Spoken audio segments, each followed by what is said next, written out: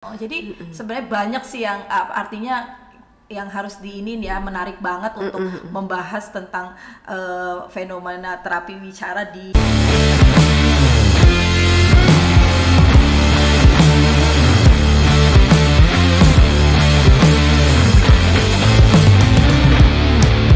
Edumi, educate, healthy, and happy.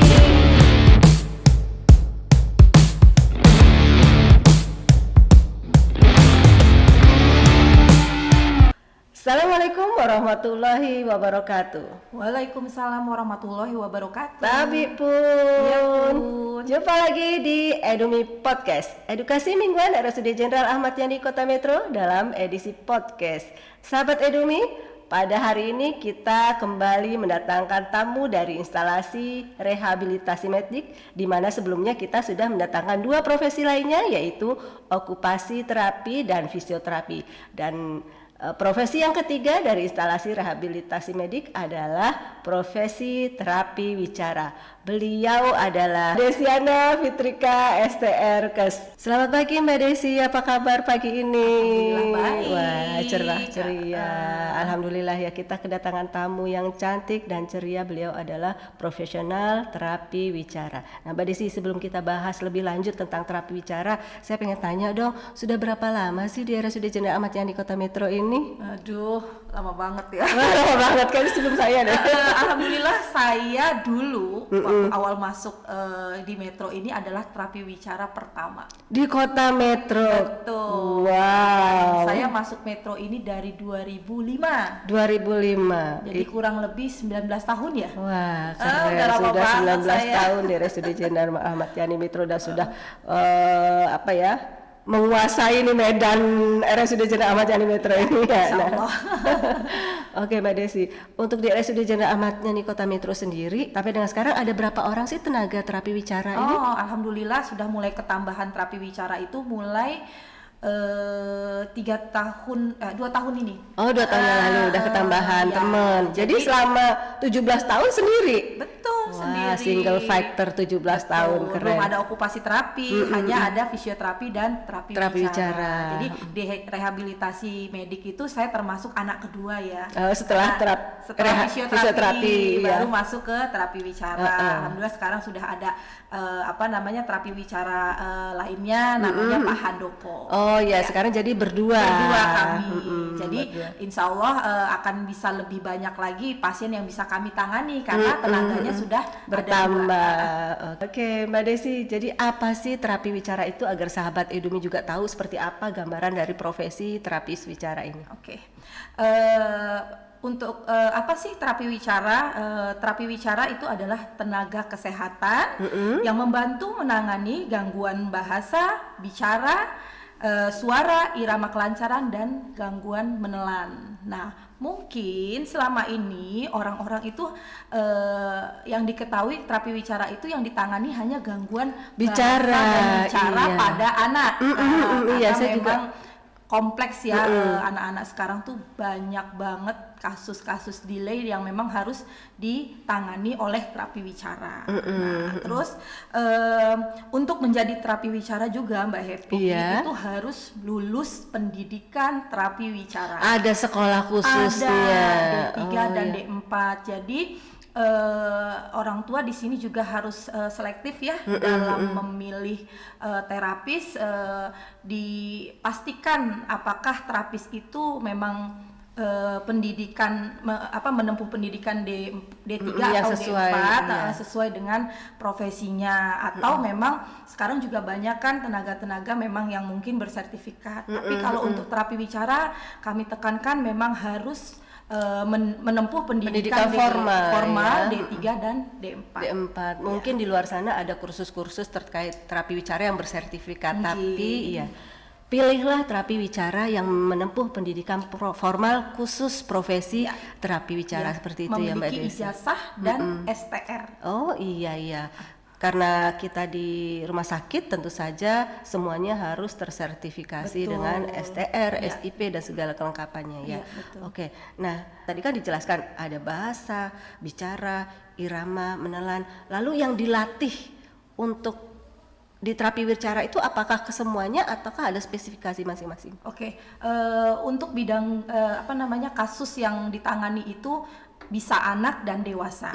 Cuma memang yang lebih muncul di permukaan adalah kasus anak-anak. Ya. Iya. Jadi untuk kasus dewasa itu bisa pasca stroke. Mungkin biasanya kalau pasca stroke itu ada gangguan bahasa, terus mungkin gangguan menelan itu udah pasti. Nah, itu. Jadi dan kasus anak itu banyak banget ya, yang sekarang mungkin marak banget dan mungkin agak ditakuti dengan orang tua ya, mungkin kayak autis, ADHD, speech delay. Nah itu banyak sekali sih kasus-kasus yang kami tanganin, mungkin Down syndrome, cerebral palsy, banyak lagi sih, terutama sih sebenarnya ada juga Mbak Happy di sini menarik ya. Mungkin terapi wicara itu bayangan orang tua itu adalah hanya untuk menangani anak-anak dengan gangguan bicara. Ternyata gangguan feeding problems itu banyak banget terjadi pada anak ya. Biasa GTM, ketika makan, pilih-pilih makanan. Nah itu juga salah satu bidang garap terapi wicara. Jadi sampai ke sana ya, makanya tadi disampaikan ada menelan itu tadi ya bagiannya. Menelan dia lebih ke feeding dulu ya, kalau anak-anak yang sulit makan itu kan memang gangguan feeding. Terkadang itu sangat mempengaruhi ya berhubungan dengan kemampuan bahasa bicara. Jadi anak itu kan kalau gangguan feeding dia memilih-milih makanan. Ya, milih makanan sehingga untuk dia berbicara juga kan sangat berhubungan dengan masalah gangguan oral motornya, karena gangguan feeding itu berhubungan dengan gangguan oral motornya. Keterkaitan. Gitu. Ya, sangat. Oke. Nah, tadi kan disampaikan bahwa ada yang ditangani adalah misalnya anak-anak berkebutuhan khusus. Nah, apa hubungannya dengan fisioterapi dan okupasi terapi dalam hal ini gitu Mbak? Karena di okupasi terapi dan fisioterapi juga menangani anak-anak seperti ini gitu. Jadi di rehabilitasi medik ini kita kerja tim. Artinya satu kasus anak itu mungkin harus ditangani secara tim. Contohnya kasus cerebral palsy. Otomatis dia mengalami gangguan motorik kasar. Ya, itu yang mengerjakan adalah fisioterapi untuk motorik kasarnya. Ya, terus ketika anak gangguan konsentrasi, mungkin gangguan motorik halus, karena anak cerebral palsy mungkin ada yang spastik atau plasid, sehingga ketika memegang sesuatu dia belum bisa fokus. Nah, itu masuknya ke ranah okupasi terapi. Terus motorik halusnya di okupasi terapi. Untuk terapi wicara ini berperan mulai dari gangguan feedingnya, anak cerebral palsy pasti ada masalah di feeding, pasti gangguannya di oral, terus pasti berhubungan dengan bahasa bicaranya. Jadi kami kerja tim, kolaborasi, sehingga satu pasien itu ditangani secara maksimal dan hasilnya lebih maksimal secara kompleks ya. Untuk itu 3 profesi ini ada di satu rumah sehingga menjadi satu tim untuk menangani satu anak. Jadi kemarin Mas Griwo juga menyampaikan ya di fisioterapi, setiap anak itu walaupun udah dapat advice dari dokter seperti apa, tapi di dalam itu didalami lagi itu apa permasalahannya, digali lagi terus sampai ketemu memang akar permasalahannya sehingga nanti bisa ditangani oleh tim ini tadi ya. Oke Mbak Desi, dari beberapa kasus yang tadi sudah disampaikan, itu kasus yang paling banyak yang ditangani oleh terapi wicara di RSUD Jenderal Ahmad Yani Kota Metro ini gimana Mbak? Yang saya lihat sekarang ini lagi banyak banget peningkatan di kasus ADHD, Attention Deficit Hyperactive Disorder, jadi gangguan pemusatan perhatian karena dia hiperaktif.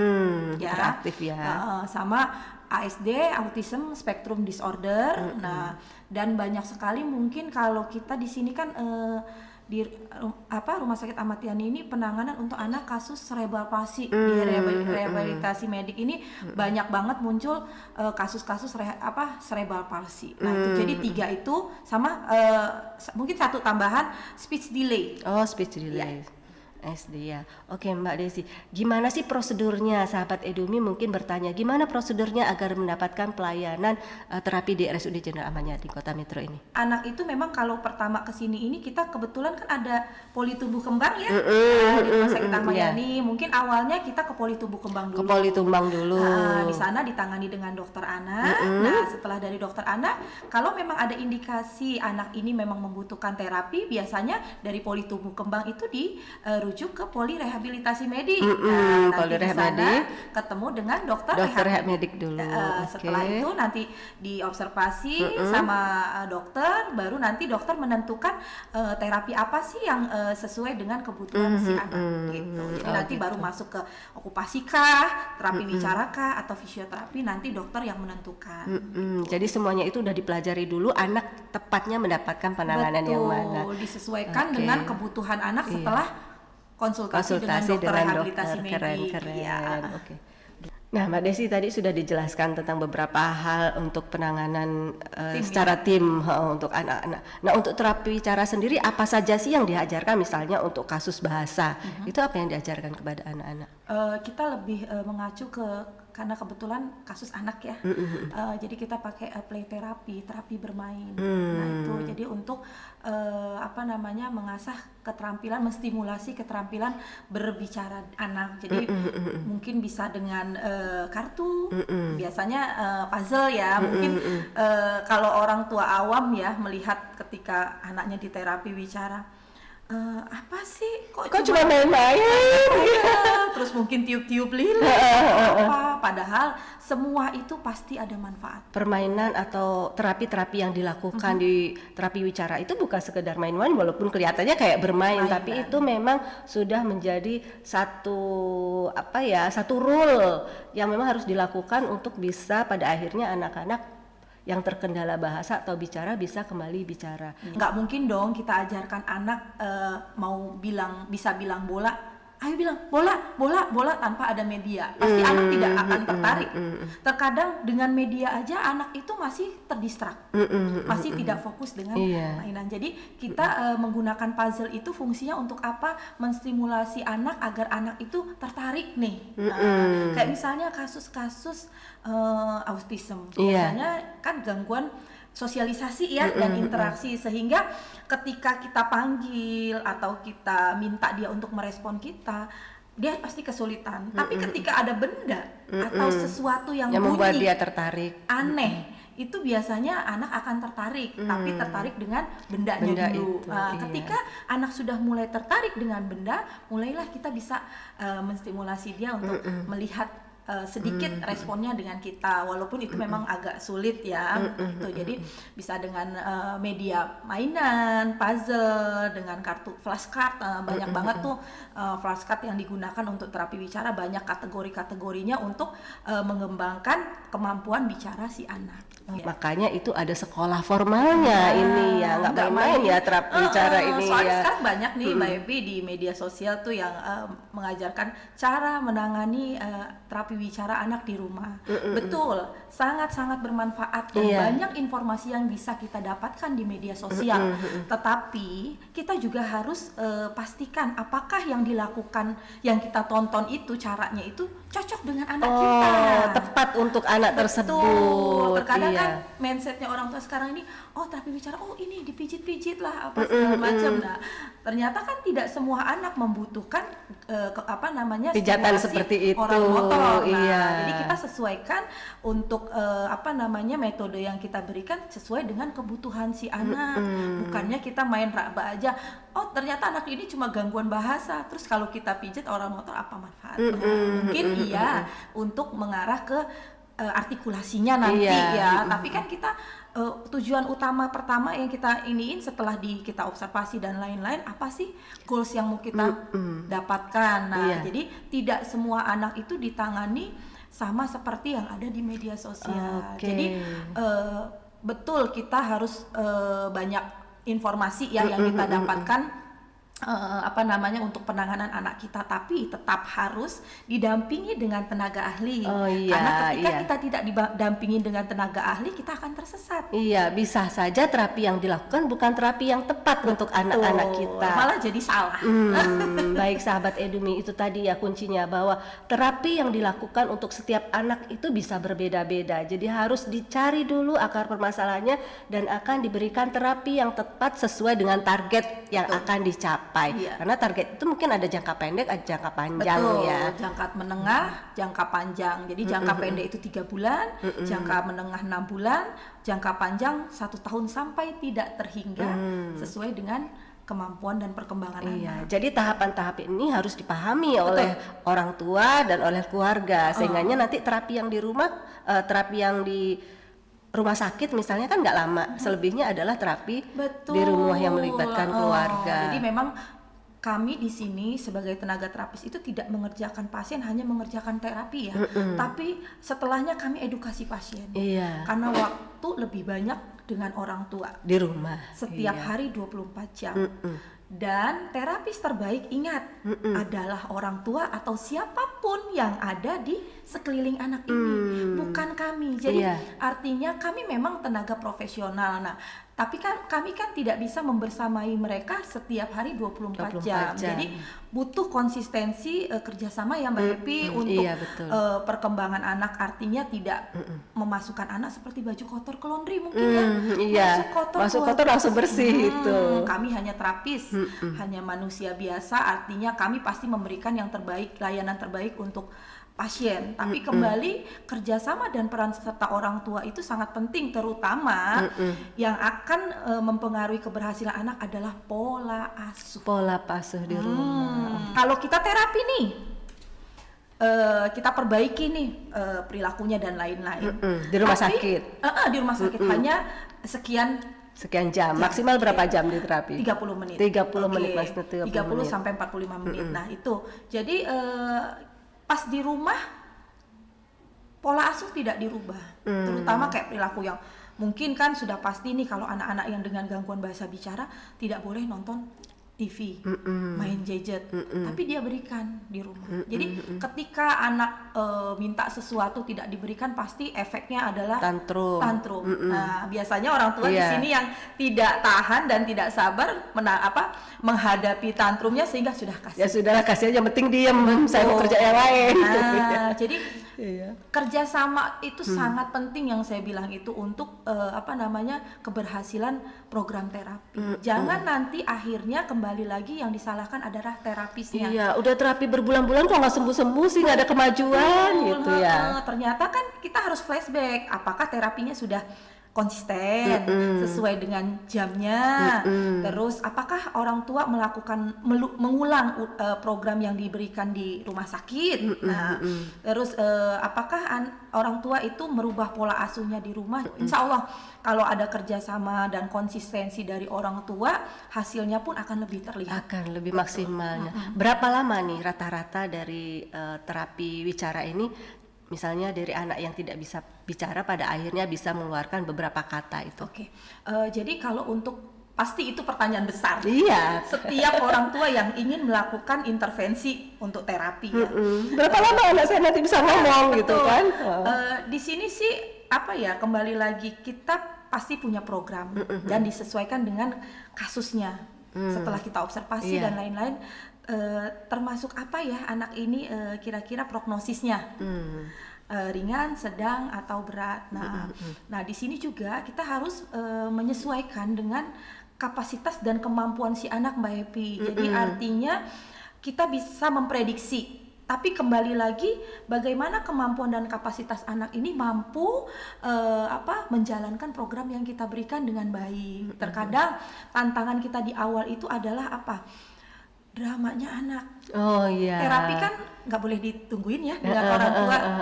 Jadi tapi anak nggak mau ditinggal. Pasti kan anak harus adaptasi, mungkin ada ketakutan ya dengan orang asing. Nah disitulah kita lihat bagaimana anak itu adaptasinya dengan si terapis, bisa lama atau tidak dia melalui fase buruknya yang nangis. Mungkin kan orang tua berpikir, aduh anak saya kok nangis dibawa aja. ke terapi nangis aja udah Nangis berhenti aja. gitu karena ada putus asa seperti Bahkan itu ya. bukan sekedar putus asa, bahkan berpikir ketakutan nanti anaknya akan trauma. Tidak. Gini Mbak Happy, jadi anak-anak seperti ini dia lebih cenderung ke banyak ke penolakan. Penolakan mereka itu bermacam-macam. Bisa tantrum, bisa nangis. Iya. Kebetulan karena dia belum bisa verbal, belum bisa ngomong, sehingga yang dia Diekspresikan lakukan dengan yang adalah lainnya. ekspresi dari tantrumnya, Iya. nangis. Hanya itu Iya. yang bisa dia lakukan. Jadi kita sebagai terapis itu juga harus lebih jeli ya. Mungkin di 1-2 minggu anak ketika awal terapi menangis mungkin adaptasi, ya adaptasi ruangan atau adaptasi dengan orang baru dan tidak ada orang tua. Tapi mungkin lebih dari 2 minggu itu, kalau anak masih nangis, Masih seperti itu. berarti penolakan. Gitu. Anak-anak kebutuhan khusus itu Mbak Happy dia lebih manipulatif. Oh, gitu. Jadi dia itu tahu caranya menghindari apa yang tidak membuat dia disukai. tidak nyaman. Nah itu akhirnya ya itu terus terkadang kan orang tua udahlah nangis terus terapi stop aja kan jadi senjata tuh sama dia. Besok saya mau terapi udah sampai depan pintunya nangis nggak jadi kan? Nggak jadi. Jadi besok lagi kayak gitu lagi diulang. Jangan remehkan anak-anak kebutuhan khusus, mereka cerdas dan jeli untuk manipulatif. Jadi apa yang dilakukan bila terjadi penolakan itu Biarkan dari saja. orang tua? Biarkan saja. Tetap lanjut Ya. saja. Jadi selalu saya tekankan di awal mulai terapi, saya bilang sama orang tua, ketika sudah memutuskan untuk terapi harus siap dengan konsekuensinya. Untuk pertama kali terapi adalah melalui fase buruk. Fase terburuk yang harus orang tua lalui adalah meninggalkan anak dengan terapis dan dengan dramanya nangis. Itu. Jadi kalau memang belum siap di fase itu, mungkin orang tua harus berpikir dulu. Artinya gini, tega sebentar atau selamanya. Itu Artinya pilihan. saat memilih untuk terapi, sebenarnya yang terapi itu tidak hanya anak saja ya, Orang tua. tapi orang tua juga harus menerapi perasaannya. Nah itu, jadi harus siapkan mental untuk melihat drama-drama anak. Sebenarnya kalau kita biarkan semua itu kan bisa karena biasa ya.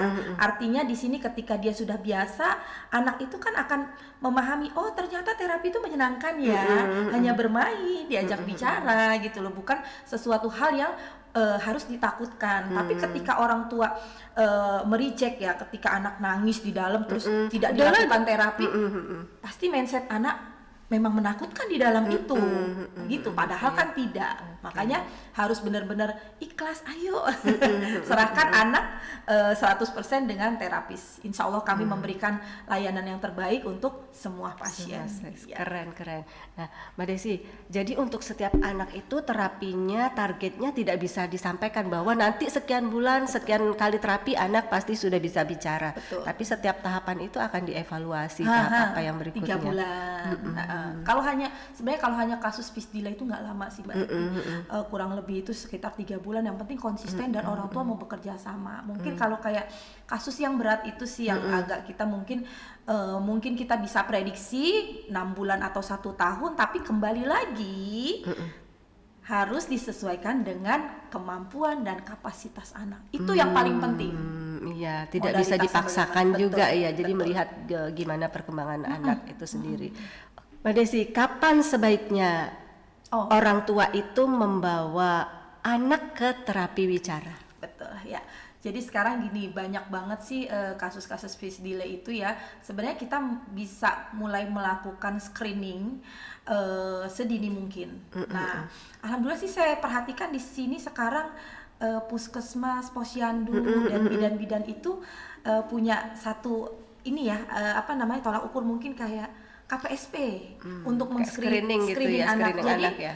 banyak banget tuh bidan-bidan yang sudah mulai aware dengan perkembangan anak. Bahkan banyak juga sih beberapa orang tua yang sangat aware dengan anaknya. Jadi mulai 18 bulan itu ketika anak perkembangan bahasa bicaranya belum banyak, itu harus segera konsultasi dulu ya. Iya. Jadi kalau hanya speech delay, tidak ada indikasi lain-lain, misalnya kayak gangguan konsentrasi, kontak mata dan lain-lain, mungkin itu setelah konsultasi biasanya orang tua diminta untuk menstimulasi anak selama 6 bulan.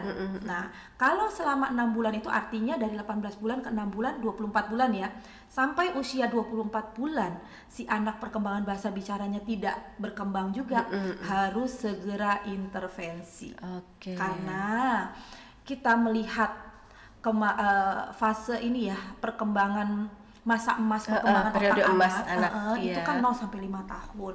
Artinya jangan sampai kita itu kehilangan momen atau datang ke tempat terapi di usia panik. Ya sudah mendekati batas final Mau dari sekolah, masa emas.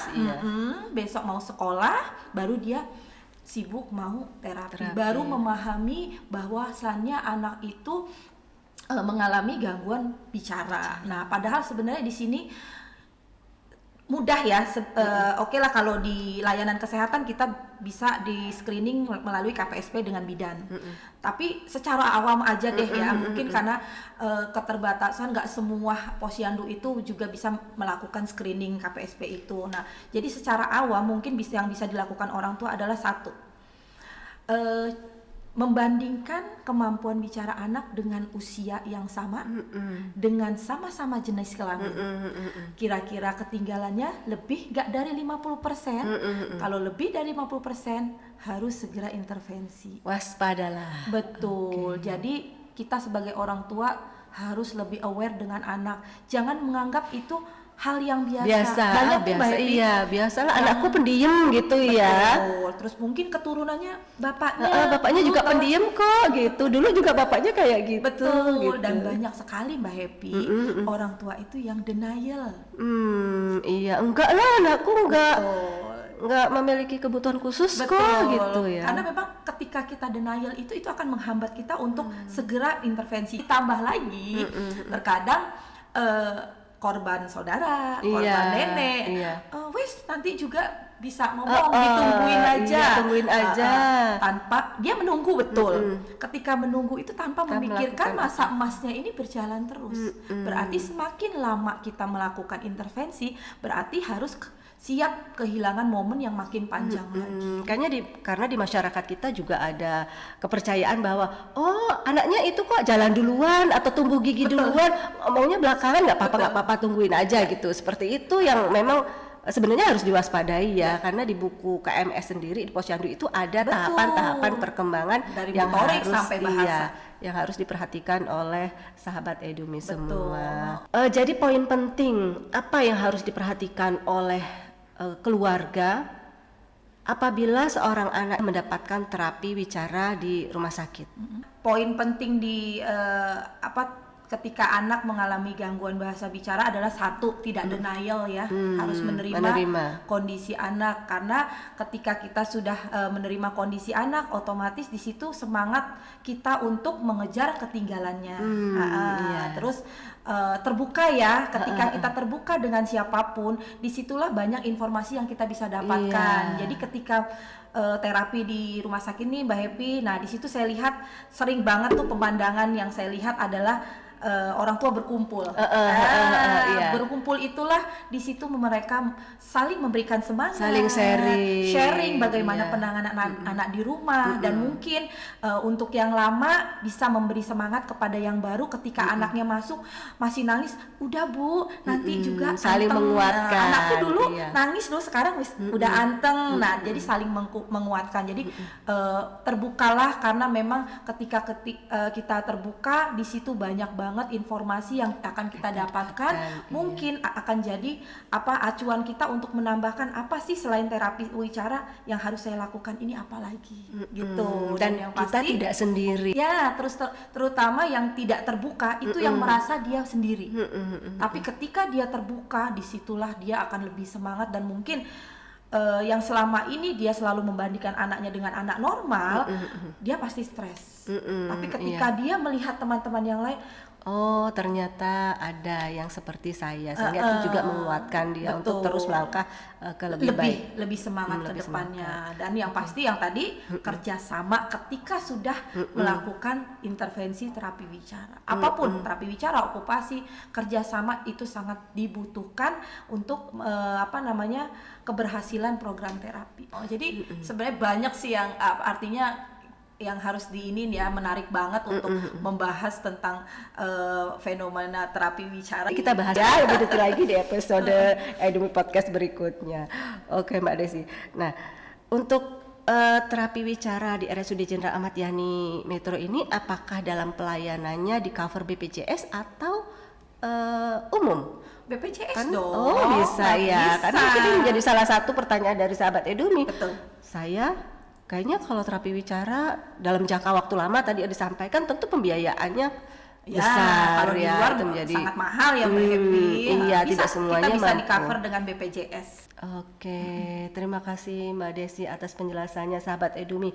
Luar biasa bahwa terapi wicara ternyata tidak hanya terapi wicara saja, tapi banyak hal-hal yang dilakukan terkait terapi di rehabilitasi medik. Sahabat Edumi, mungkin satu closing statement Mbak Desi sebelum kita tutup. Tetap semangat untuk semua orang tua yang memiliki anak kebutuhan khusus, karena ketika anak kita maksimalkan kemampuannya, pasti bisa menjadi anak yang lebih bisa berkualitas di hidupnya ya. Artinya bisa minimal anak bisa mandiri, bisa sosialisasi dan bisa berkomunikasi, walaupun tidak sama dengan seusianya, tapi setidaknya dia bisa hidup seperti anak-anak yang lain. Oke, jadi setiap anak jika memiliki keistimewaan, mereka memang istimewa, tapi bukan berarti mereka tidak bisa mandiri. Betul. Oke, sekali lagi terima kasih Mbak Desi atas kedatangannya di Sama-sama, Edumi Mbak Podcast. Happy. Jumpa lagi sahabat Edumi di Edumi Podcast berikutnya dengan materi-materi menarik lainnya bersama para ahli profesional yang ada di RSUD Jenderal Ahmad Yani Kota Metro. Assalamualaikum warahmatullahi wabarakatuh. Edumi, educate, healthy, and happy.